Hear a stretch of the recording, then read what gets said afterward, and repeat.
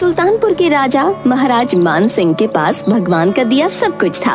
वो बहुत शक्तिशाली, पराक्रमी, अपनी राजा से प्रेम करने वाले एक न्यायप्रिय राजा थे। उनके राज्य में कोई भी व्यक्ति भूखा नहीं सोता था। प्रजा भी अपने महाराज से बहुत प्रेम करती थी। एक दिन महाराज मान सिंह अपने महल के बगीचे में अपने मंत्री सुदर्शन सिंह के साथ बैठे थे। महाराज मान सिंह मंत्री सुदर्शन सिंह से कहते हैं, मंत्री जी, मैंने अपने जीवन काल में हमेशा सबके साथ न्याय किया, सबका ख्याल रखा, कभी किसी निर्दोष को सजा नहीं दी। मेरे राज्य में कभी कोई भूखा नहीं सोता। फिर भी न जाने क्यों भगवान ने मुझे और महारानी को औलाद सुख से वंचित रखा है। महाराज, आप अपना दिल छोटा मत कीजिए। ये तो ऊपर वाले की लीला है। जिस दिन उसने आपको औलाद सुख देने का सोचा होगा, उस दिन बिना किसी प्रार्थना के आपको दे देगा महाराज। पता नहीं वो शुभ दिन मेरे जीवन में कभी आएगा भी या नहीं।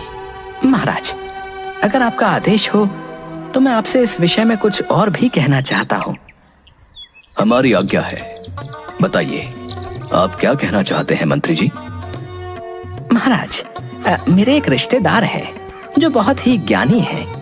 अगर आपका आदेश हो तो क्या मैं एक बार उन्हें यहाँ बुला लूं? वो महारानी और आपकी पत्रिका देखकर जरूर कोई उपाय बता देंगे महाराज। जरूर मंत्री जी, अगर आपको लगता है कि ये करना हमारे लिए लाभप्रद होगा तो आप अवश्य उन्हें बुला लीजिए और उन्हें लेने के लिए आप महल से सवारी भेज दीजिए। नहीं महाराज, उसकी कोई जरूरत नहीं है। वे अपने आप आ जाएंगे। मैं कल ही संदेश भेज देता हूँ। ठीक है मंत्री जी। महाराज और महारानी के कोई पुत्र या पुत्री नहीं था। इस बात का दुख उन्हें हमेशा रहता था कि उनके बाद उनका वंश खत्म हो जाएगा। उन्होंने बहुत उपाय किए थे, पर फिर भी उन्हें औलाद के सुख की प्राप्ति नहीं हो रही थी। 2 दिनों के बाद मंत्री जी ने अपने जानने वाले पुरोहित को बुला लिया। पुरोहित महाराज और महारानी के साथ एक कक्ष में बैठे थे और दोनों की जन्म पत्रिका जांच रहे थे।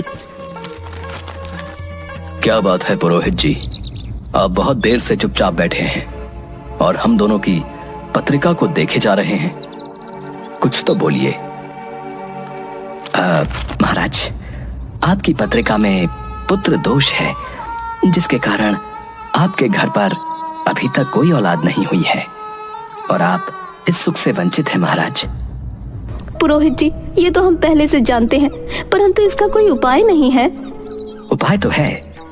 आपको भगवान की भक्ति करनी होगी, क्योंकि एक वही है जो किसी भी तरह के दोष और अपराध को क्षमा करता है। पुरोहित जी, हम तो भगवान के आगे रोज हाथ जोड़ते हैं, लेकिन भगवान ने अब तक हमारी नहीं सुनी। महाराज, आपको भक्ति के साथ साथ विश्वास और सेवा भी करनी होगी। आप महल के बाहर एक मंदिर का निर्माण करवाइए और रोज उस मंदिर में भगवान के दर्शनों के लिए चलकर जाइए और भगवान की सेवा कीजिए।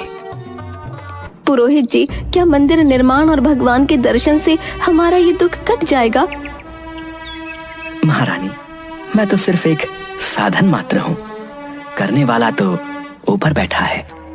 बस आपको इतना ध्यान रखना है कि भगवान की सेवा में कोई कमी ना हो और वो सेवा सच्चे हृदय से की जाए। आप जैसा कह रहे हैं, हम उस बात का पूरा ध्यान रखेंगे। अब मंदिर में भगवान अकेले तो रहेंगे नहीं, उनके लिए एक पुजारी का इंतजाम भी आप ही कर दीजिए। ठीक है महाराज, मेरे जानने वाले एक ब्राह्मण हैं जो बहुत ही सच्चे हृदय से ईश्वर की सेवा करते हैं। मैं उन्हें आपके मंदिर के लिए भेज दूंगा। महाराज मान सिंह ने भगवान का एक सुंदर और भव्य मंदिर बनवाया और उसमें एक पुजारी को काम पर रखा। पुजारी अपने परिवार के साथ मंदिर में ही रहते थे और बड़े भक्ति भाव से भगवान की सेवा करते थे। महाराज मान सिंह हर सुबह अपने सैनिकों के साथ फूलों की एक माला सुबह सुबह मंदिर भिजवाया करते थे और पुजारी उस माला को भगवान कृष्ण को चढ़ाते थे। उसके बाद जब राजा भगवान के दर्शन के लिए आते तो पंडित जी भगवान के गले से माला उतारकर राजा के गले में डाल देते। ये लगभग रोज की बात थी। इस बात को बहुत समय बीत गया। एक दिन महाराज महारानी से बोले, महारानी, अब तो ये उपाय करते हुए भी काफी समय बीत रहा है। मुझे नहीं लगता कि हमें इस जीवन में औलाद का सुख मिलेगा। महाराज आप दुखी मत होइए। अगर भगवान ने हमारे भाग्य में ये सुख लिखा है तो ये सुख हमें अवश्य मिलेगा। अब तो मेरा विश्वास भी डगमगा रहा है। क्या सच में भगवान होते हैं? आप कैसी बातें कर रहे हैं? अगर आपको ऐसा लगता है तो आप मंदिर रोज क्यों जाते हैं? मंदिर जाना अब मेरी दिनचर्या का एक हिस्सा बन गया है, इसलिए मैं मंदिर रोज जाता हूँ। कुछ और समय बीता। वो पुजारी बूढ़ा हो रहा था और राजा भी बूढ़ा हो रहा था। लेकिन राजा का एक नियम था कि महाराज रोज मंदिर जाते। एक दिन राजा की तबीयत खराब होने पर राजा ने सिपाही के हाथों पुष्पमाला भेजी और सिपाहियों से कहा, पंडित जी को कह देना कि आज हमारी तबीयत ठीक नहीं है। आज हमारा इंतजार ना करें, क्योंकि हम आज नहीं आ पाएंगे। सिपाही ने जाकर पुजारी को पुष्पमाला दी और पंडित जी को सारी बात कह बताई। पंडित जी ने श्री कृष्ण को पुष्पमाला अर्पित की तो पंडित जी ने सोचा, इतने वर्ष हो गए, भगवान का ये हार हमेशा राजा ने पहना है, लेकिन मैंने खुद आज तक इसे कभी नहीं पहना। तो आज इतने वर्षों के बाद मुझे भगवान के इस हार को धारण करने का अवसर मिला है। ये निश्चित रूप से भगवान की इच्छा है। इस बार पंडित जी ने वो हार अपने गले में डाल दिया। तभी सिपाही दौड़ता हुआ आया और बोला, राजा साहब मंदिर आ रहे हैं, क्योंकि वहाँ महाराज की तबीयत ठीक नहीं है। आप सारी तैयारियां करके रखें। इतने सालों से चली आ रही परंपरा को राजा तोड़ना नहीं चाहते हैं, इसलिए वो मंदिर आने के लिए निकल रहे हैं। महाराज बस थोड़ी ही देर में मंदिर पहुंच जाएंगे। पंडित जी ने तुरंत गले से हार उतारकर भगवान को अर्पण कर दिया। पंडित जी ने सोचा कि यदि महाराज को पता चल गया तो वे उसे दंड देंगे। जब महाराज आए तो प्रतिदिन की भांति पंडित जी ने भगवान के गले से हार उतारकर महाराज को पहना दिया। लेकिन राजा की नजर माला पर पड़ी।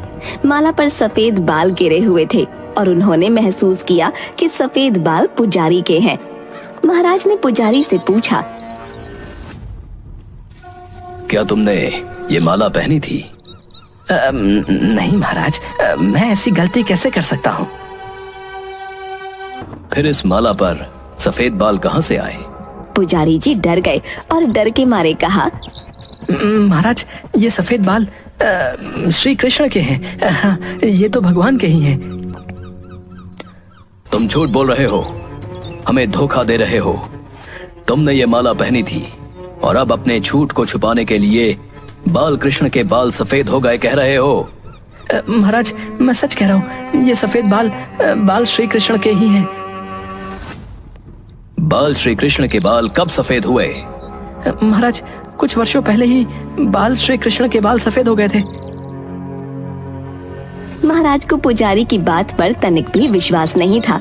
उन्होंने पुजारी से कहा, ठीक है, अगर तुम्हारी बात सत्य है तो मैं कल सुबह के समय बाल श्री कृष्ण के श्रृंगार के पहले आऊंगा और अपने आंखों से देखूंगा कि उनके बाल सफेद हुए हैं या नहीं। परंतु याद रखना, अगर बाल श्री कृष्ण के बाल काले हुए तो इस फरेब के लिए तुम्हें फांसी पर लटका दिया जाएगा। महाराज नाराज होकर चले गए और दूसरी तरफ पुजारी को अपनी मृत्यु दिखाई देने लगी। तभी पुजारी की धर्मपत्नी मंदिर में आई। क्या बात है पुजारी जी, आज आपके चेहरे का रंग क्यों उड़ा हुआ है? क्या बताऊं तुम्हें, आज मुझसे बहुत बड़ा पाप हो गया और मुझे उस पाप की सजा भी मिलने वाली है। कैसा पाप? आप क्या बात कर रहे हैं? मुझे साफ साफ बताइए। आज मैंने अपने मन की चंचलता के कारण भगवान के गले की माला अपने गले में डाल ली और डर के कारण खुद पहनी हुई माला को निकालकर वापस भगवान के गले में डाल दिया। ये तो बड़ा अनर्थ हो गया। अनर्थ भी हो गया और मेरी सजा भी निश्चित हो गई। इस अपराध के लिए महाराज मुझे फांसी पर लटका देंगे। आपने ये बात महाराज को क्यों बताई? पुजारी ने फिर सारी बात अपनी पत्नी से कही।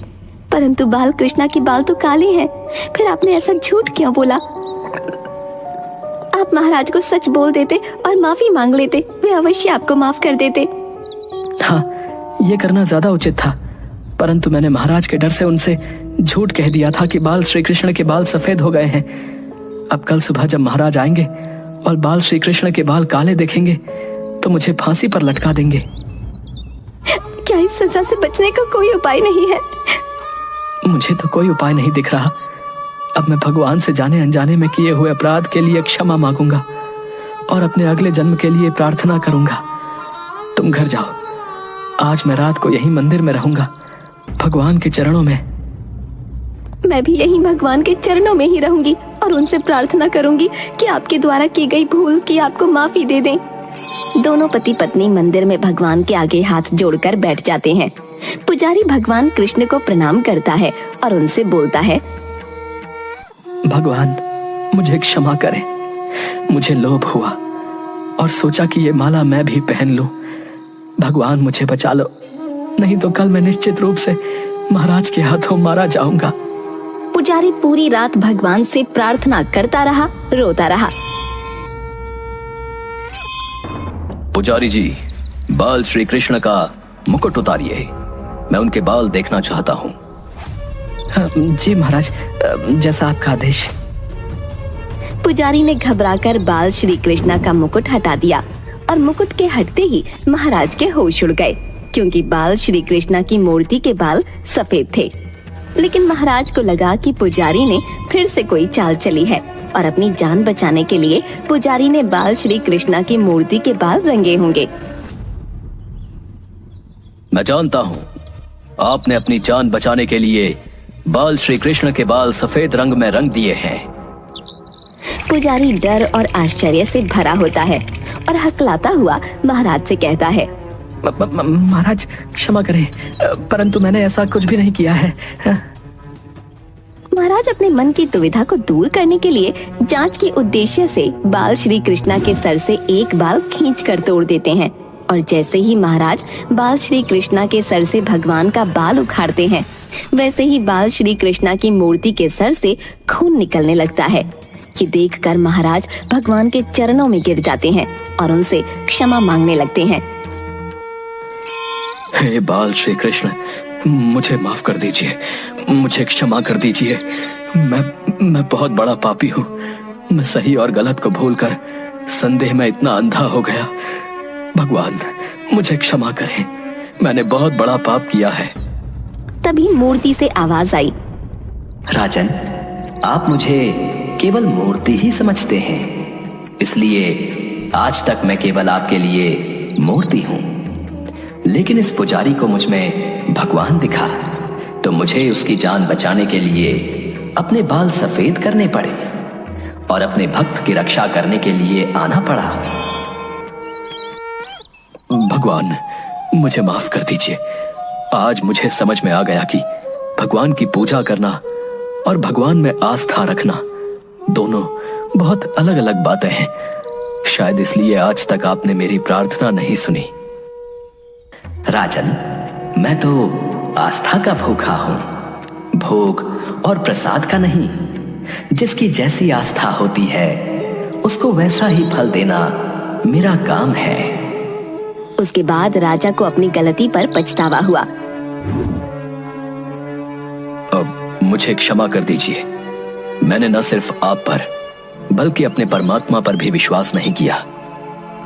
महाराज, क्षमा प्रार्थी तो मैं हूं, क्योंकि लालच के कारण मैंने भगवान के गले की माला अपने गले में डाली और फिर डर के कारण उस माला को वापस भगवान के गले में डाल दिया। पुरोहित जी, आपने जो किया वो अपराध नहीं है, वो तो कुछ क्षण की माया थी। परंतु मैंने तो इतने साल जो किया वो लालच के कारण किया और अपने ही परमात्मा पर विश्वास नहीं किया। परंतु अब मैं जीवन के इस सत्य को जान चुका हूं, इसलिए आज से मैं स्वयं अपने हाथों से बाल श्री कृष्ण की सेवा करूंगा। लेकिन अब ये सेवा मैं औलाद की लालसा में नहीं करूंगा। ये सेवा मैं उन्हें अपनी औलाद मान कर करूंगा। उस दिन के बाद महाराज और महारानी ने भगवान का श्रृंगार सेवा सब अपने हाथों से करना शुरू कर दिया, उन्हें एक सजीव रूप में समझकर। और बहुत जल्द बाल श्री कृष्णा ने महाराज और महारानी के यहाँ एक बालक के रूप में जन्म लिया। महाराज महारानी से बोले, भगवान की लीला भी कैसी अनोखी है। जब हम औलाद की लालसा में पूजा पाठ दान धर्म करते थे, तब भगवान हमारी प्रार्थना नहीं सुन रहे थे, और आज जब हमने बाल श्री कृष्ण को ही अपनी औलाद मान लिया, तो उन्होंने हमें ये बालक दे दिया। महाराज तभी तो कहते हैं कि ऊपर वाले की लीला वही जानता है। महाराज ने उस बालक का नाम कृष्णसेन रखा। कहा जाता है कि पत्थर में भी परमात्मा होते हैं। यदि आप ऐसा नहीं मानते हैं तो भले ही भगवान आपके सामने प्रकट हो जाएं, आप उनसे उनकी सच्चाई के बारे में पूछेंगे। यदि आप वास्तव में ईश्वर को देखना चाहते हैं तो आपको केवल महसूस करना है। परमेश्वर पर बिना शर्त विश्वास रखें और बिना किसी रुकावट के अपना काम करते रहें। सर्वशक्तिमान आपको निश्चित रूप से फल देंगे। झपट्टा बहुत कामचोर, डरपोक किंतु समझदार व्यक्ति। आइए देखते हैं कि उसने कैसे स्वयं को लोगों की नजरों में महाबली साबित किया और आने वाली मुसीबतों से वो कैसे बचा। झपट्टा महाबली के दिलचस्प एवं रोमांचक किस्से। सुनिए जी, आप जल्दी से रामदीन के घर ये अचार दे आइए। बाप रे, इतना अचार? उसके परिवार में इतना अचार कौन खाएगा? उसे क्या इसका व्यापार करना है क्या? आपको इससे क्या, वो इसका कुछ भी करे। आज उसके घर में दावत है, उसके दूर दूर से संबंधी भी आ रहे हैं। हमें तो बस हमारे काम के पूरे रुपए मिल जाते हैं, बस इतना ही काफी है। झपट्टा हाँ में सिर हिलाता हुआ पतीला उठाता है। वो उससे उठता नहीं, उसके हाथ और पैर दोनों कांपने लगते हैं। जय भवानी, जय भवानी। कहता हुआ पूरी ताकत से पतीला उठा तो लेता है, पर जैसे ही चलने को कदम बढ़ाता है वो बैठ जाता है और पतीला गिरते गिरते बचता है। हे प्रभु, शुक्र है। ये आप क्या कर रहे हो? अभी अचार गिर जाता तो कितना नुकसान हो जाता। मैंने कितना परिश्रम करके ये बनाया है, पर आपको कोई परवाह नहीं। सुनिए, अगर ये आज नहीं पहुंचा ना तो शायद हमें कल का भोजन नसीब ना हो। तभी उसकी सास आ जाती है। अरे बहू, क्यों मेरे फूल से बेटे पर चिल्ला रही है? तू इसके कामचोर होने का लाभ मत उठाया कर। हे प्रभु, ये सुनने से पहले मैं मर क्यों नहीं गई? अब कुछ तो दया करो। बहू, नौटंकी कम किया कर। माँ जी, मैं कौन सा शौक से चिल्लाती हूँ? अगर अभी अचार गिर जाता तो मेरी सारी मेहनत मिट्टी में मिल जाती और फिर रुपए भी नहीं मिलेंगे। अच्छा, तो तू मेरे नाजुक जान बेटे से इतना भार उठाने के लिए कह रही है? मर जाएगा बेचारा। अरे अरे, आप दोनों झगड़ा मत करो। इतना वजन तो मैं एक हाथ से उठा लूं, पर क्या करूं, आज हाथ में थोड़ा दर्द है। अरे बेटा, तो तेरा ये गधा किस काम आएगा? इस पर लाद कर ले जाना। हाँ हाँ, माँ जी ठीक कह रही हैं, इस पर लाद कर ले जाओ। दोनों सास बहू घर के भीतर चली जाती हैं। सुनिए, रुपए गिन कर ले आना, उधार मत छोड़ना। झपट्टा एक हाथ में डंडा पकड़े गधे पर पतीला लाद कर रास्ते से गाना गाता हुआ जा रहा था। न न न न न न न न, रामदीन का घर आ आ आ आ। तभी गधा चलते चलते रुक गया। अरे रुक क्यों गया? चल चलना। गले में बंधी हुई रस्सी को फिर से खींचता है। अरे भाई, चलेगा भी कि नहीं? गधा ना में सिर हिलाता है। अब क्या करूं? ये तो चलने को तैयार ही नहीं है। झपट्टा सिर पर हाथ रख कर कुछ सोचता है और फिर अपने डंडे पर लटकी छोटी सी पोटली में से चने निकाल कर गधे के आगे डाल देता है। गधा चने खाकर चलने लगता है। देखा, मैंने कितनी आसानी से तुझे मना लिया, और ये भाग्यवान कहती है कि मुझे कुछ नहीं आता है। सन सन न न आ आ, रामदीन का घर आ आ आ आ आ। तभी गधा फिर चलते चलते रुक गया।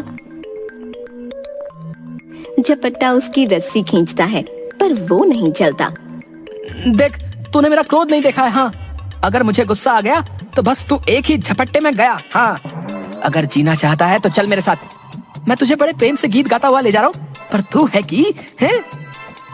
ये सुनकर गधा न में बार बार गर्दन हिलाने लगा। झपट्टा उसके पास जाकर ध्यान से उसे देखता है। क्या कहा? तुझे मेरा गायन पसंद नहीं? गधे ने 3 बार हाँ में सिर हिलाया, झपट्टा उसकी रस्सी खींचते हुए। ठीक है, मैं नहीं गाता तो खुश रह। है तो जानवरी ना, तुझे सुर और ताल के क्या समझ है? झपट्टा गधे को लेकर रामदीन के घर के आंगन में पहुंचा। उसे देखकर अरे भाई, अच्छा हुआ जो समय पर आ गए। वो अकेले ही वो पतीला गधे से उतार कर आराम से अंदर ले गया और 2 थालियां लेकर आया। लो भाई, ये भोग का है और गुड़ तो बहुत ही स्वादिष्ट है। चावल और गुड़ तो मेरा पसंदीदा व्यंजन है। वाह वाह वाह वाह, क्या बढ़िया सुगंध आ रही है। आहा। फिर रामदीन आंगन में लगे एक पेड़ की ओर गया और दूसरी थाली में से चावल और गुड़ उसकी जड़ के पास रख दिए। फिर वो झपट्टा के पास आया। तुम थोड़ी देर उस पेड़ के पास खड़े हो जाओ, मैं बस अभी आया है। हाँ हाँ, क्यों नहीं क्यों नहीं। ध्यान रखना, जब तक मैं ना आऊं गुड़ पर चींटियां ना लगे, ठीक है? झपट्टा पेड़ के पास बैठकर मजे से गुड़ चावल खाने लगा। जब उसने अपनी खाली थाली नीचे रखी तो देखा कि गुड़ पर कई चींटियां और कीड़े आ गए हैं। अरे तुम लोग भी ना, चलो जाओ यहाँ से। मैं 3 तक गिनता हूँ, वरना तुम बचोगे नहीं, बता रहा हूँ। 1 2 3। लगता है तुम ऐसे नहीं मानोगे। वो अपनी पोटली में से एक कपड़ा निकालकर उन कीड़ों पर डालकर दबा देता है। तभी रामदीन आ जाता है। अरे ये तुमने क्या किया भाई? तुम्ही ने तो गुड़ की रखवाली करने के लिए कहा था। पर इन्हें मारा क्यों? अरे मैं इन्हें नहीं मारता तो ये हमें डस जाते और हम मर जाते। देखते नहीं कितने सारे सांप हैं। सांप? सांप कहाँ है सांप? ये तो मामूली से कीड़े हैं। क्या कहते हो? ध्यान से देखो, ये कीड़े नहीं सांप के बच्चे हैं, जहरीले बच्चे। क्या सांप? हाँ, मैंने हम दोनों की जान बचा ली। मैंने दूर से एक ही झपट्टे में सबका काम तमाम कर दिया। आप तो महाबली है, महाबली। राजा के दरबार में एक खबरी आता है। महाराज की जय हो। आओ आओ, राज्य में सब ठीक चल रहा है कि नहीं? बोलो, क्या खबर लाए हो? महाराज, वैसे तो सब ठीक है। हमारे राज्य की इस सप्ताह की पहली मुख्य खबर यह है कि इस बार व्यापारियों का कारोबार अच्छा हुआ है। विशेषकर दूसरे राज्यों में हमारी वस्तुओं की अच्छी मांग है। दूसरी खबर यह है महाराज कि इस बार का मेला लोगों में बहुत लोकप्रिय रहा। आपके द्वारा दी गई सुविधाओं से सभी बड़े प्रसन्न हैं। और वो चुप हो गया। और क्या? बोलो, क्या कहना चाहते हो? महाराज, पूरे राज्य में यह खबर जोरों पर है कि एक व्यक्ति ने दूर से एक ही झपट्टे में कई सांप मार दिए। सुनने में आ रहा है कि वो एक झपट्टे में कई लोगों का काम तमाम कर देता है। 10 हाथियों की ताकत है उसके पास महाराज। कौन है वो व्यक्ति? लोग उसे झपट्टा महाबली कह रहे हैं। क्या कहा? झपट्टा महाबली? हाँ हाँ, झपट्टे में ही मार देता है। मैं बड़ा आश्चर्यचकित हूँ कि उसकी चर्चा सब जगह हो रही है और आपको ये बात अब तक नहीं पता चली। न, मुझे पता है। तो तुमने पहले मुझे क्यों नहीं बताया? महाराज, पिछले दिनों आप राजकाज में बहुत व्यस्त थे। आपके पास अपने लिए भी समय नहीं था, इसलिए मैंने सोचा कि मैं ये बात आपको फुर्सत में बताऊंगा। झूठा कहीं का, जानबूझकर नहीं बताया होगा। अपने से योग्य व्यक्ति के बारे में किस मुंह से बताता? सबसे चलता है, ईर्ष्यालु कहीं का। कल दरबार में झपट्टा महाबली को बुलवाया जाए। सुबह सुबह मैं कह देती हूँ, जल्दी से कोई काम देख लो, वरना ठीक नहीं होगा। ठीक नहीं होगा, ठीक नहीं होगा है? क्या ठीक नहीं होगा? साफ साफ क्यों नहीं कहती? मेरा मतलब कुछ नहीं है, मैं तो बस बेटे की नजर में आपका सम्मान बनाए रखना चाहती हूँ। कल ही कान्हा कह रहा था, माँ पिताजी क्या काम करते हैं? तो तुमने क्या कहा? मैंने कह दिया, इस समय तो आप केवल खाली बैठकर बड़बड़ करते हो। अरे तुमने ऐसा क्यों कहा? मैंने वही कहा जो सच है। आप कोई काम करो तो बताओ ना कि क्या काम करते हो। अब ऐसा तो नहीं कह सकती ना कि बेटा तेरे पिता कामचोर हैं, कोई काम नहीं करते। क्या क्या क्या क्या तुमने ऐसा कहा? कान्हा का पिता झपट्टा महाबली है, एक झपट्टे में जो चाहे कर सकता है। हाँ आप ना रहने दीजिए, एक रोटी ज्यादा खा लो तो आपका पेट खराब हो जाता है। एक मच्छर तो मार नहीं सकते, किसी पर झपट्टा क्या खाक मारोगे? हे प्रभु, किसी ने बिल्कुल सही कहा है, घर की मुर्गी दाल बराबर। पूरे गांव में मेरी योग्यता और ताकत के चर्चे हो रहे हैं, और ये भाग्यवान मुझे निकम्मा समझ रही है। सुनिए, आपको मेरी कसम, सच बताइए ना, आपने सचमुच एक झपट्टे में ढेरों सांपों को मार दिया? हाँ, वो भी दूर से, केवल एक हाथ के झपट्टे में। तभी शाही वर्दी पहने, हाथ में लंबा डंडा लिए एक व्यक्ति आता है। महाबली। महाबली नहीं, झपट्टा महाबली कहो। झपट्टा महाबली, आपको महाराज ने बुलाया है। आप शीघ्र ही राज्यसभा में उपस्थित हों। मुझे मुझे मुझे बुलाया है? ठीक है, मैं अभी आता हूँ। व्यक्ति के जाने के बाद अब क्या किया आपने? वैसे तो कुछ करते नहीं, पर जब भी करते हो उल्टा ही करते हो। बताओ मुझे, ये सुबह सुबह महाराज ने आपको क्यों बुलाया है? भाग्यवान, मैं नहीं जानता कि क्यों बुलाया है। आपने जरूर कुछ तो किया है। कहीं महाराज आपको मृत्यु दंड तो नहीं देने वाले? हाय प्रभु, ये कैसा पति दिया है मुझे, पर अब दे ही दिया है तो रक्षा करो प्रभु। मुझे विधवा नहीं होना, नहीं नहीं नहीं नहीं होना। ऐसा करो, इन्हें कारावास में डलवा दो, वो चलेगा, पर मृत्यु दंड नहीं। नहीं नहीं नहीं। अरे तुम सुनो तो सही, तुम घबराओ नहीं, पहले मुझे वहाँ जाने तो दो। अरे कहीं आप गए और वापस नहीं आए तो? हे प्रभु, इनकी रक्षा करो। निकम्मे है तो क्या हुआ, है तो मेरे पति ही। तभी कान्हा आ जाता है। माँ, तुम रो क्यों रही हो? पिताजी ने डांटा क्या? नहीं बेटा, तेरे पिताजी ने नहीं डांटा। मुझे बहुत जोर से भूख लगी है, खाने को दो ना। अरे बहू, ये सुबह सुबह क्यों दहाड़े मारकर चिल्ला रही है? पड़ोसी क्या सोचेंगे? तेरी आवाज सुनकर पूरा गांव डर जाएगा कि कहीं मैं मर तो नहीं गई। आई माँ जी, कहते हुए वो कान्हा का हाथ पकड़कर उसे अंदर ले जाती है। झपट्टा सिर पर बड़ा सा साफा बांधे, हाथ में लाठी लिए राज दरबार पहुंचता है। तो तुम ही हो पट्टा महाबली? महाराज, पट्टा नहीं, झपट्टा झपट्टा। मैं झपट्टा महाबली हूँ महाराज। तुमने तो कहा था कि इसका नाम झपट्टा नहीं पट्टा है। हाँ महाराज, इसका नाम पट्टा ही है। तुम्हारा नाम पट्टा है, झपट्टा नहीं। मंत्री जी, मेरा नाम मुझे अच्छी तरह पता होगा या आपको? मंत्री झपट्टा के कान में जाकर कुछ कहता है। ये क्या हो रहा है? महाराज, मंत्री जी मुझे कह रहे हैं कि यदि मैंने आपको अपना नाम पट्टा बताया तो वे मुझे उपहार में कोई कीमती वस्तु देंगे। नहीं नहीं महाराज, ये झूठ बोल रहा है। मैंने इसे ऐसा कुछ नहीं कहा महाराज।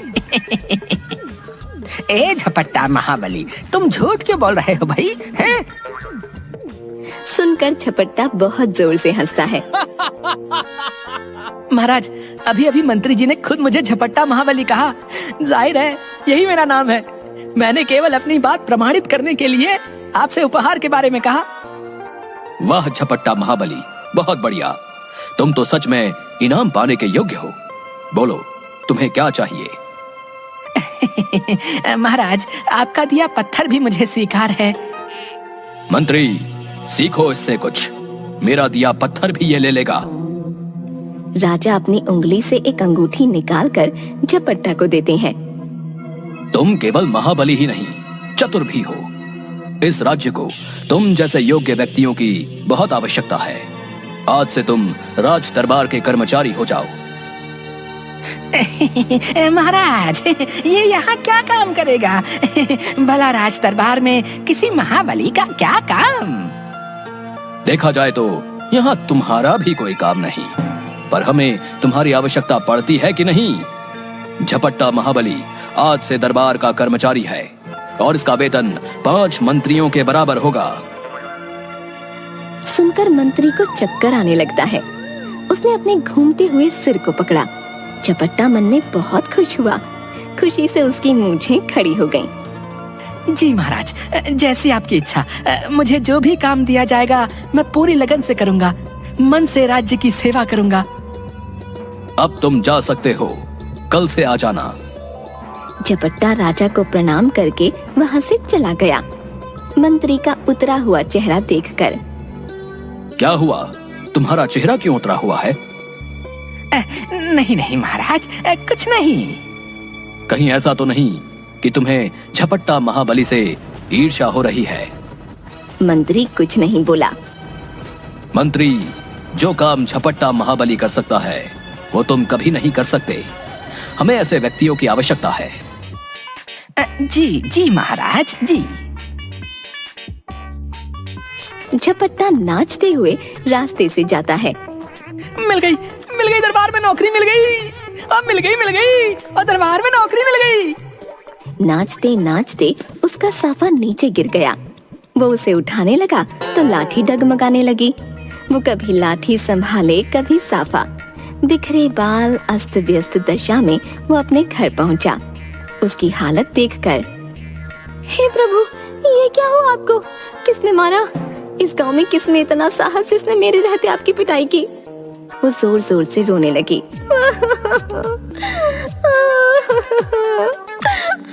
वो रोते हुए झपट्टा के हाथ से साफा ले लेती है और उसमें हुए छेदों को देखकर, हाय हाय, ये इसमें इतने तो सारे छेद हो गए।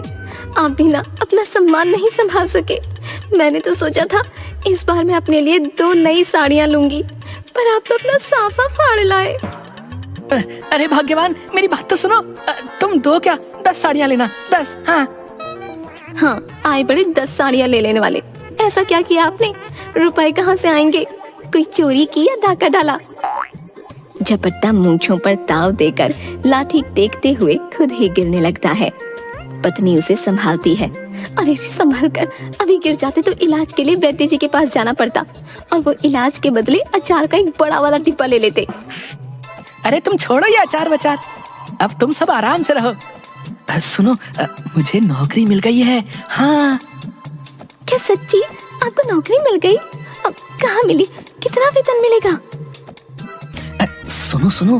सुनो, मुझे राज दरबार में नौकरी मिल गई है और मेरा वेतन 5 मंत्रियों के बराबर है। क्या? मुझे अपने कानों पर विश्वास नहीं हो रहा। जरा मुझे चुटकी तो काटिए। झपट्टा जोर से हाथ पर चुटकी भरता है। आई, इतना जोर से थोड़ी कहा था। झपट्टा उसे मुट्ठी खोलकर राजा की दी हुई अंगूठी दिखाता है। ये देखो भाग्यवान, ये देखो। अरे ये कहाँ से ले आए?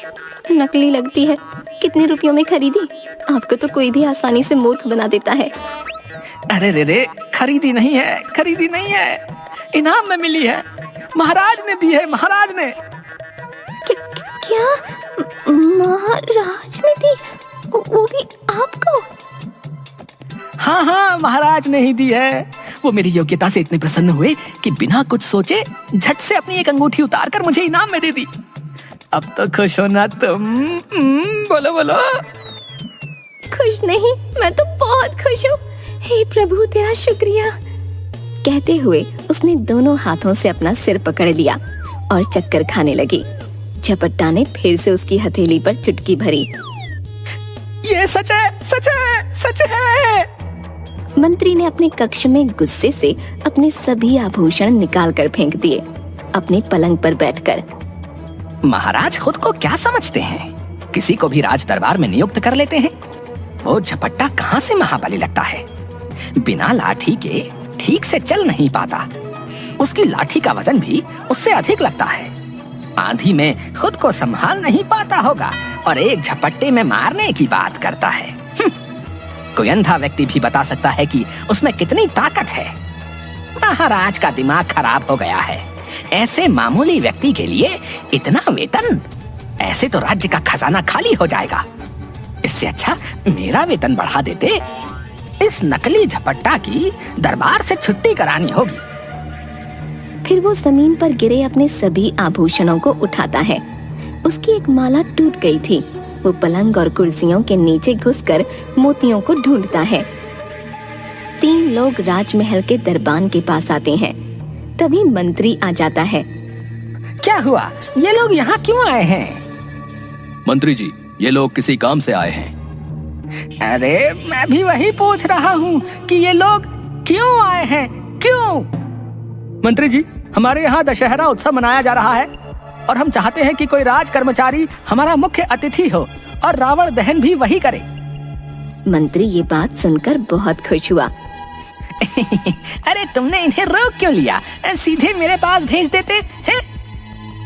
आप लोग यहाँ क्यों खड़े हैं? चलिए मेरे कक्ष में बैठकर इस पर तसल्ली से चर्चा करते हैं।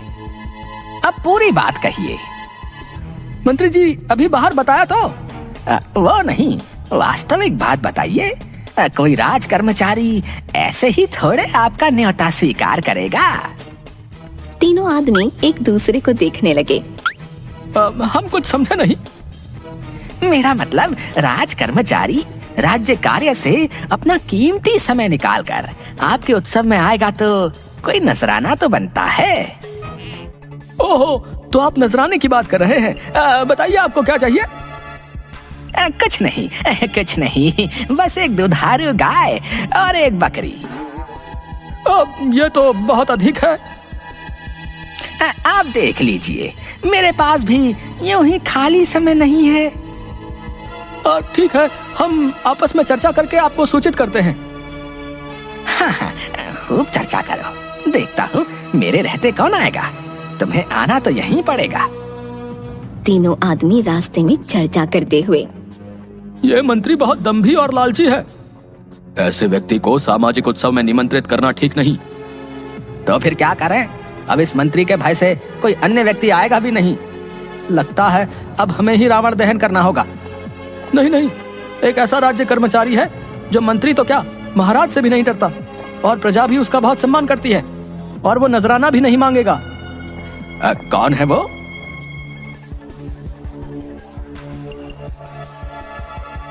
दशहरा उत्सव में मंत्री भी आया। रावण दहन के लिए मंच पर झपट्टा को खड़ा देखकर वो चिढ़ गया। झपट्टा का इतना साहस! मेरे रहते ये उत्सव का मुख्य अतिथि बन गया। झपट्टा, मेरे सम्मान पर हाथ डालकर तूने ठीक नहीं किया। अब तो इसे भगाना अति आवश्यक है। शीघ्र ही कुछ करना पड़ेगा, वरना ये मेरा अधिकार छीन लेगा। मंत्री गुस्से में वहां से चला गया। एक आदमी ने जलती हुई मशाल झपट्टा को देनी चाहिए तो वो डर गया। मैं और रावण दहन? ना बाबा ना, रावण दहन आपका अधिकार है। मैं तो केवल उत्सव में सम्मिलित होने आया हूँ। झपट्टा महाबली जी, ये तो आपका बड़प्पन है जो आप ऐसा कह रहे हैं। मैं तो केवल आनंद लूंगा। आदमी रावण दहन करता है तो सभी लोग दूर दूर हो गए और झपट्टा ने डर कर मंच के एक कोने में छिपकर आंखें बंद कर लीं।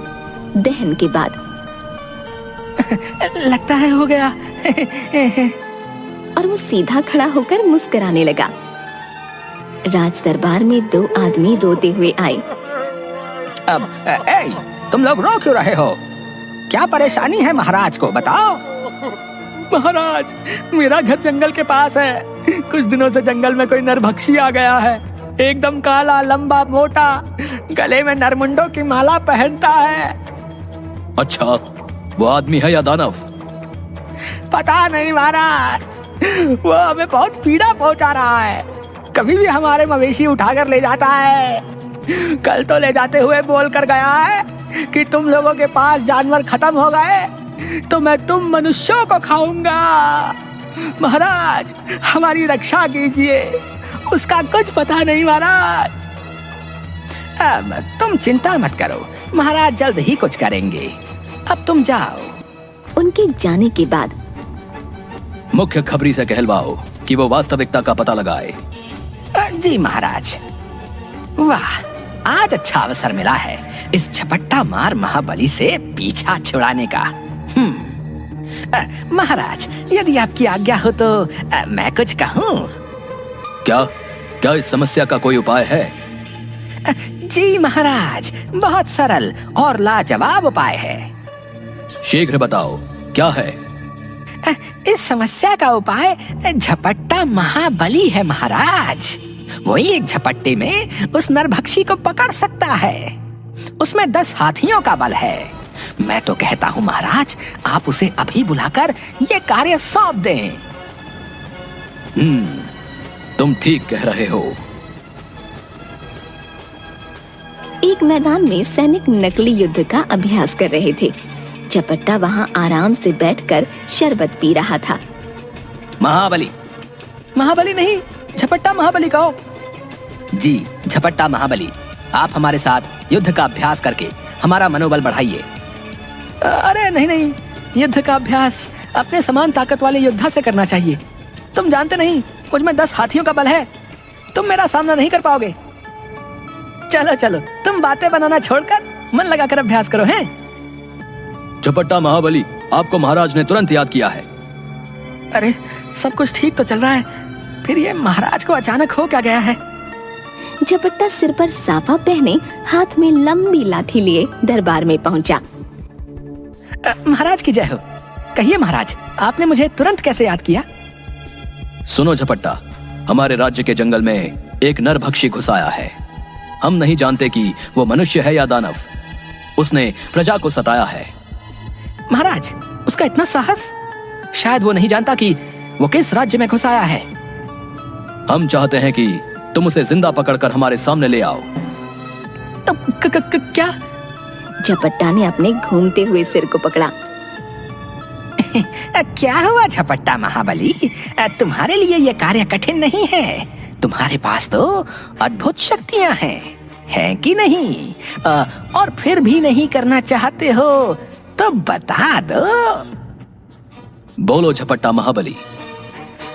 आप निश्चिंत रहिए महाराज, मैं उसे पकड़ कर लाता हूँ।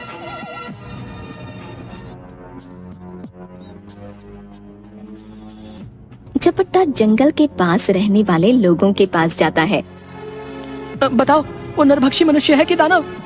हम नहीं जानते। तो जो जानते हो वो बताओ। झपट्टा महाबली जी, वो बहुत ऊंचा और मोटा है, एकदम काला, रात के अंधेरे में तो दिखाई ही नहीं देता। उसके गले में एक नरमुंडों की माला है। सुना है कि जिस भी व्यक्ति पर वो क्रोधित हो जाए, उसे मारकर उसकी मुंडी को अपने गले में पहनी माला में टांग लेता है। तुमने उसको कभी देखा है? अगर देखा होता तो क्या आज आपके सामने खड़ा होता? वो मुझे मार न देता। हे प्रभु, ये कहाँ फंसा दिया? झपट्टा महाबली जी, आपके पराक्रम के बारे में बहुत सुना है। आप उसे एक ही झटके में दबोच लेंगे। झपट्टा अपने घर में बैठकर, हे प्रभु, ये किस मुसीबत में डाल दिया? कहीं से प्राण नहीं बचेंगे। उस नरभक्षी के सामने गया तो वो मुझे मारकर खा जाएगा, मेरी मुंडी को अपनी माला में लगा लेगा, और उसके पास नहीं गया तो ये राजा नहीं छोड़ेगा। कृपा करो प्रभु, कृपा करो। ये क्या हो गया आपको? पागल हो गए हो? ये खुद से क्या बातें कर रहे हो? मैं मर गई हूँ क्या? अरे भाग्यवान, जितना सजना संवरना करना है कर लो। तुम शीघ्र ही विधवा होने वाली हो। हाँ। ये अनाप शनाप क्यों बक रहे हो आप? मरे आपके दुश्मन। अभी तो सासू माँ स्वर्ग नहीं सिधारी, कान्हा भी बड़ा नहीं हुआ, और आप मरने की बात कर रहे हैं। हाय प्रभु, ये सुनने से पहले मैं क्यों नहीं मर गई? सुनो भाग्यवान, मेरे लिए अब आगे कुआं और पीछे खाई है। मेरे प्राण किसी भी स्थिति में नहीं बचने वाले। यदि ऐसा है तो आप यहाँ से भाग जाओ। क्या भाग जाऊं? तुम सच कह रही हो? मैं भाग सकता हूँ? हाँ, ऐसा कीजिए, आप यहाँ से भागकर अपने प्राणों की रक्षा कीजिए। कुछ दिनों बाद हम भी यहाँ से निकल जाएंगे। और यदि मेरे पीछे से राजा ने तुम लोगों को परेशान किया तो? अरे आप उसकी चिंता मत कीजिए। आप राजा का धन या खजाना लेकर थोड़ी भाग रहे हो। आप निश्चिंत रहिए, मैं यहाँ सब संभाल लूंगी। ठीक है, तो मैं आज रात को ही भाग जाता हूँ। आज अमावस्या है, अंधेरे में कोई मुझे पहचान भी नहीं पाएगा। हाँ हाँ हाँ। दूसरी ओर नरभक्षी को बहुत भूख लगी हुई थी। आज तो जंगल में खाने को कुछ नहीं मिला, अब यहाँ कोई नहीं आता। गांव वालों ने भी अपने जानवरों को छिपा दिया है। किसी मनुष्य को दिन में बाहर जाकर पकड़ा तो कहीं मुझे ही न मार डाले। ऐसा करता हूँ, रात होने की प्रतीक्षा करता हूँ। अंधेरा होने पर जंगल से बाहर जाऊंगा। यदि आज कोई आदमी मिल जाए तो मजा आ जाए, इस भूखे पेट को तृप्ति हो जाए।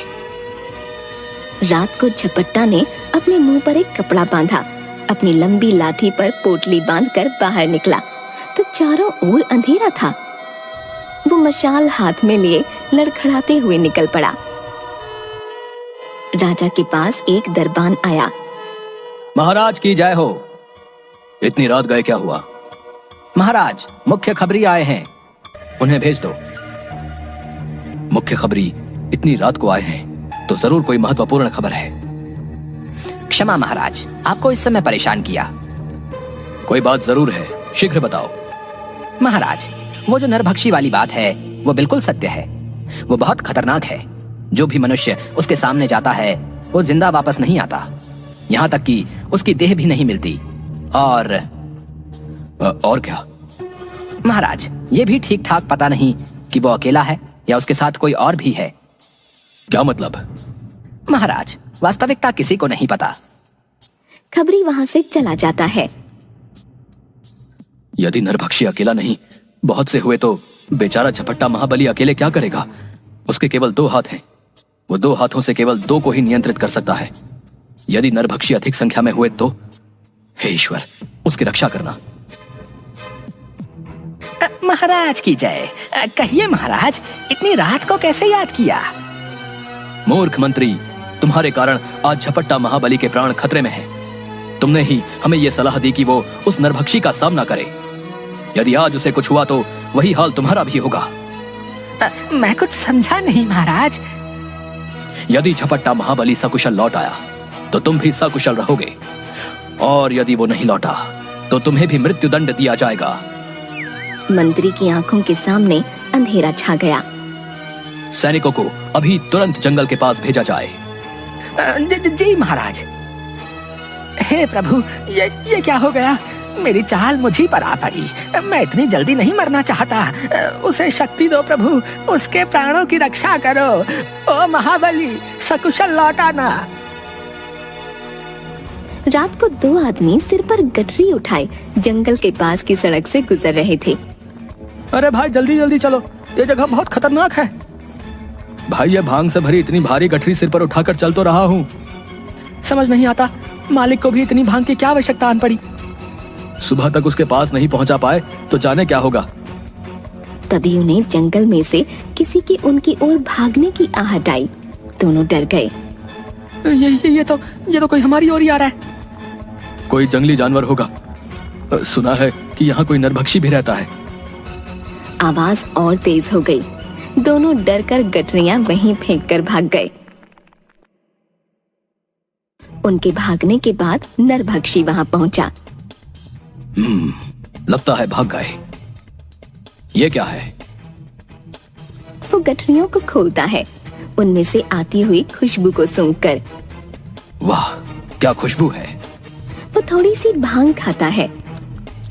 ये तो बहुत स्वादिष्ट भी है। वो गपागप सारी भांग खा गया। उसके बाद वो खड़ा हुआ तो उसका सिर घूमने लगा और वो सिर पकड़कर भांग के नशे में वहीं लेट गया। थोड़ी देर बाद इसी रास्ते पर झपट्टा भी पहुंचा। यहाँ बहुत अंधेरा था। अरे, यहाँ इतना अंधेरा है, मुझे तो मशाल में भी कुछ दिखाई नहीं दे रहा। लगता है जंगल के पास वाली सड़क है। हे प्रभु, उस नरभक्षी से रक्षा करना, कहीं वो जंगल से बाहर ना आ जाए। क्या करूं? इस राज्य से बाहर जाने का यही एकमात्र मार्ग है। रक्षा करो प्रभु, रक्षा करो। तभी झपट्टा का पैर किसी वस्तु से टकरा गया। उसकी जलती हुई मशाल नीचे आगे की ओर गिर गई और झपट्टा खुद असंतुलित होकर पीछे की ओर गिर गया। तभी नरभक्षी की दर्द से चिल्लाने की आवाज आई। वो खड़ा हुआ। उसके गले में पड़ी मुंडियों की माला जल रही थी और उसने दर्द से जोर जोर से चिल्लाते हुए वो माला तोड़ दी। ये दृश्य देखकर झपट्टा के होश उड़ गए। तभी घोड़ों पर बैठे सैनिक हाथों में मशाले लिए दौड़े आए। उन्होंने नरभक्षी पर रस्सी फेंककर उसे बांध लिया। वाह झपट्टा महाबली, आपने एक ही झपट्टे में इसकी माला जला दी। आपको देखकर कोई नहीं कह सकता कि आपने इतने खतरनाक नरभक्षी को एक झपट्टे में नियंत्रित कर लिया। अगले दिन राज दरबार में झपट्टा हाथ जोड़कर, महाराज, आप चाहते थे कि नरभक्षी जिंदा पकड़ा जाए, तो वो आपकी सेवा में हाजिर है। वाह झपट्टा महाबली, मान गए तुम्हें। तुमने जो कहा वो कर दिखाया। तुमने अपने प्राणों तक की परवाह नहीं की। महाराज, मैं तो केवल आपका सेवक हूँ और हर हाल में आपकी आज्ञा का पालन करना ही मेरा कर्तव्य है। झपट्टा, तुम्हारे बल, साहस और बुद्धि की हम सराहना करते हैं। तुम सम्मान एवं पुरस्कार के अधिकारी हो। कहकर राजा अपने गले का एक हार उतारकर झपट्टा की ओर बढ़ाता है। झपट्टा महाबली, तुमने जो कार्य किया है वो कोई साधारण मनुष्य नहीं कर सकता। हम जानते हैं तुम्हारे पास अवश्य इंद्रदेव की दिव्य शक्तियां हैं। सुनकर झपट्टा मुस्कुराने लगा और राजा मंत्री के कान में कुछ कहता है। झपट्टा महाबली, आज से आपका वेतन दुगना कर दिया गया है।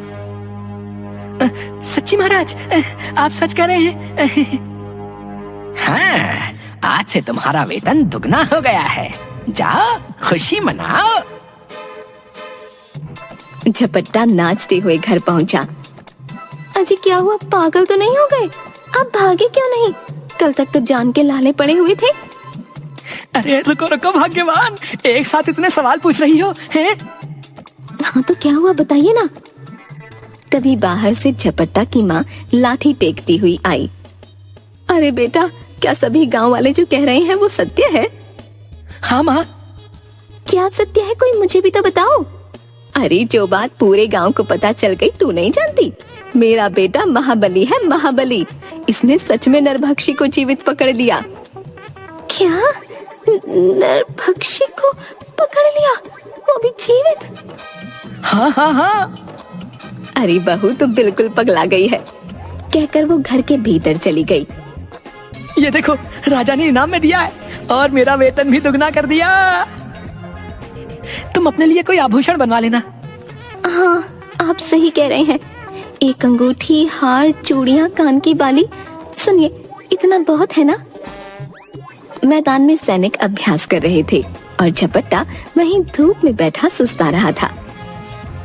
झपट्टा महाबली जी, क्या वास्तव में आपके पास इंद्रदेव की दिव्य शक्तियां हैं, या महाराज ने ये बात उपहास में कही थी? अरे महाराज क्यों उपहास करेंगे? उनका कहा एक एक वचन सत्य होता है। इसका अर्थ है कि आपके पास वास्तव में। झपट्टा जोर जोर से हंसने लगा। ओह, अब समझ आया कि आप सभी हाथियों में से सफेद हाथी को अधिक पसंद क्यों करते हैं। सुनो सेनापति, यहाँ बैठो, तुम्हें एक रहस्य बताता हूँ। सेनापति उसके पास बैठ गया। तब झपट्टा धीरे से बोला, मेरे पास इंद्रदेव की शक्तियाँ हैं, ये सत्य है। क्या तुम जानते हो, वो भी मुझसे डरता है। इंद्रदेव आपसे क्यों डरते हैं? अरे धीरे बोलो, कोई सुन लेगा, धीरे। अब झपट्टा महाबली, पूरी बात समझाइए। वो तो देवता हैं, भला आपसे क्यों डरेंगे? यही वो रहस्य है जो मैं किसी को नहीं बता सकता। अब कृपया बताइए ना, मैं जानने के लिए बहुत उत्सुक हूँ। मैं तुम्हें केवल इतना बता सकता हूँ कि मैं जितेंद्रिय हूँ। इंद्रदेव भी मुझसे घबराते हैं। मैं जब चाहूँ उनसे वज्र और ऐरावत मांग सकता हूँ। वो मुझे कभी मना नहीं कर सकते, समझे कि नहीं? हाँ, समझ गया, सब समझ गया।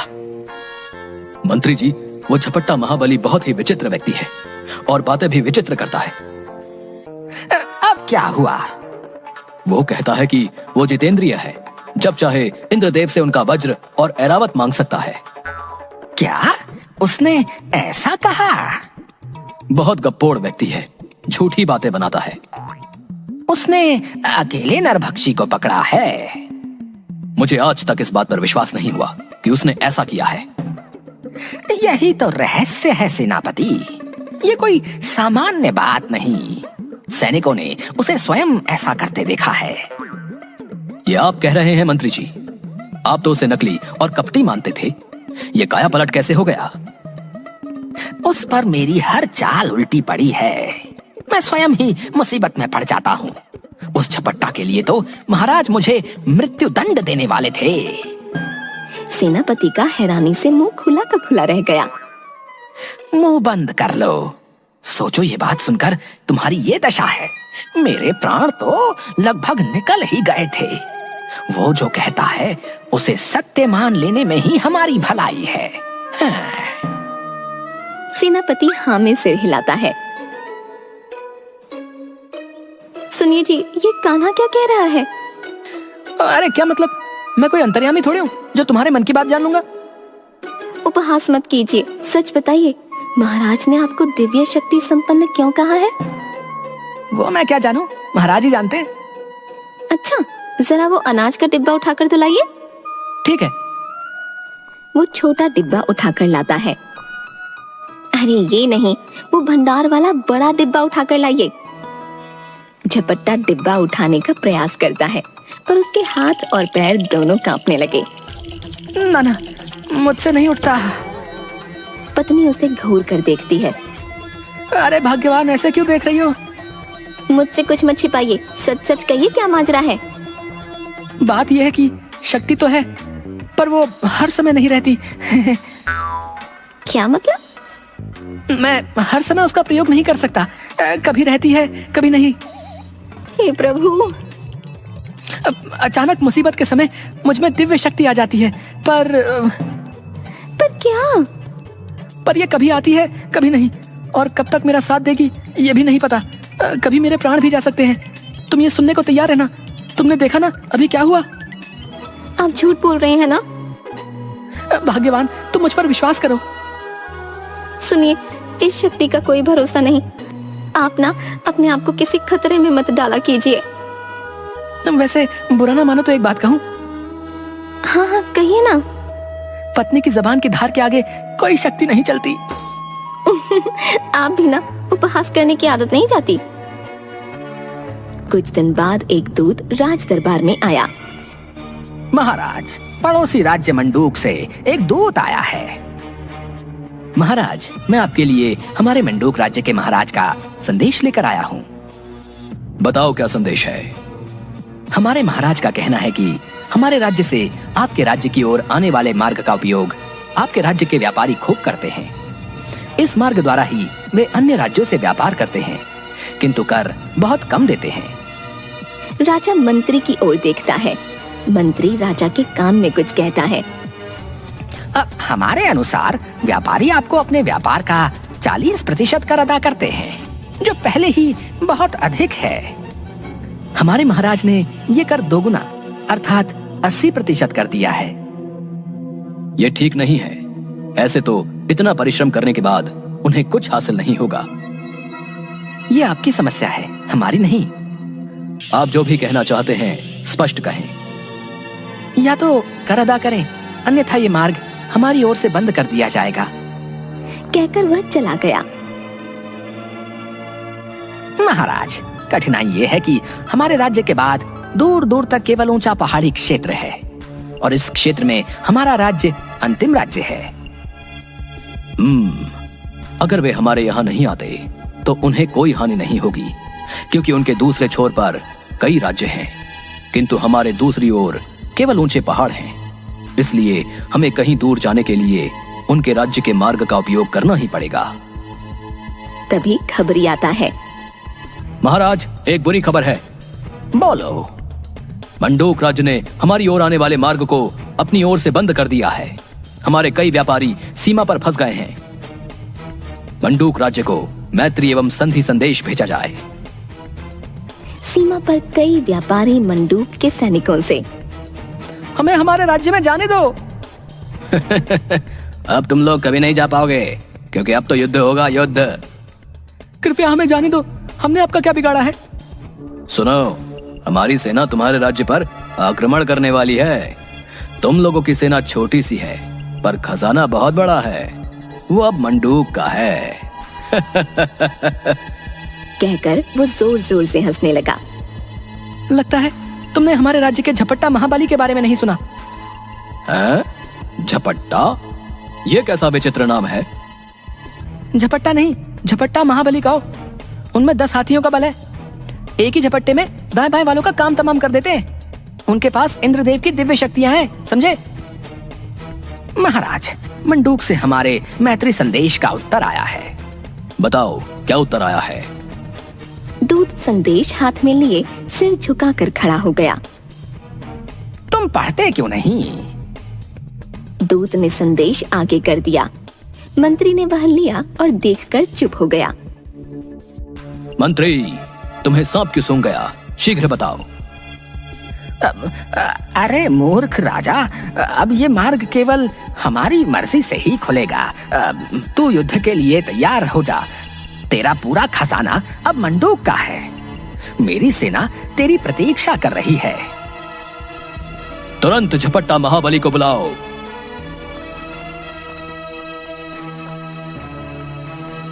कहिए महाराज, कैसे याद किया? तुम्हें सेना के साथ सीमा पर मंडूक से युद्ध करना है। केवल युद्ध ही नहीं करना, विजयी होना है। अब बात हमारे और इस राज्य के सम्मान की है। जी जी महाराज जी। कल सूर्य उदय होते ही सीमा पर युद्ध का शंखनाद होगा। हे प्रभु, कहाँ फंसा दिया मैं और युद्ध। न न न न, मुझसे तो तलवार उठाई भी नहीं जाती। चलाना तो बहुत दूर की बात है। कहाँ वे निर्दयी सैनिक और कहाँ मैं। सुनिए जी, आप इतने परेशान क्यों हैं? मैं युद्ध नहीं करना चाहता। मुझे तो रक्त देखकर ही चक्कर आने लगता है। अरे आपकी उस दिव्य शक्ति का क्या हुआ? वो किसी कोने में जाकर छिप गई है। अब मैं इसका प्रयोग नहीं कर सकता। तुम तो बस मेरे मरने की खबर सुनने के लिए तैयार रहना। ना ना, ऐसा मत कहिए। लगता है आपका यहाँ से भागने का समय आ गया है। हाँ, तुम ठीक कह रही हो। झपट्टा एक साधु का वेश धारण किए, लंबी लंबी सफेद दाढ़ी मूंछ लगाए, हाथ में लाठी लिए रात को राज्य से भागने के लिए निकल गया। वो जल्दी जल्दी जाने लगा। बस एक बार इस राज्य से जान बचाकर भाग जाऊं, फिर कभी लौट कर नहीं आऊंगा। घर वालों को भी बुला लूंगा और आराम से जीवन बिताऊंगा। तभी एक पागल बैल दूर से उसकी ओर भागता हुआ आने लगा। झपट्टा ने देखा कि वो उसी की ओर आ रहा है। वो भागने लगा और बैल उसका पीछा करने लगा। किसी तरह गिरते पड़ते वो जान बचाकर वापस अपने घर पहुंचा। उसे हांफते हुए देखकर, क्या हुआ? आप वापस क्यों आ गए? बाहर एक पागल बैल घूम रहा है। लगता है प्रभु नहीं चाहते कि मैं और जीऊं। तुम विधवा होने वाली हो। नहीं नहीं नहीं, हे प्रभु, रक्षा करो प्रभु। सुनिए जी, यदि आप सच में वापस नहीं आए तो मैं क्या करूंगी? माँ जी तो तीर्थ यात्रा को गई हैं, पर जब वो आएंगी उन्हें अकेले सहना मेरे वश में नहीं है। हाय, मेरे कान्हा के ऊपर से पिता का साया उठ जाएगा। अरे भाग्यवान, सुनो तो। बताइए, आपने कहाँ कहाँ क्या क्या छिपाया है? सूर्य उदय होते ही सेनापति झपट्टा के द्वार के बाहर खड़ा होकर, झपट्टा महाबली, शीघ्र आइए। झपट्टा साफा बांधकर बाहर आ गया। झपट्टा महाबली, आज का युद्ध केवल आपके भरोसे है। उनके 20 सैनिकों का मुकाबला आपको अकेले करना होगा।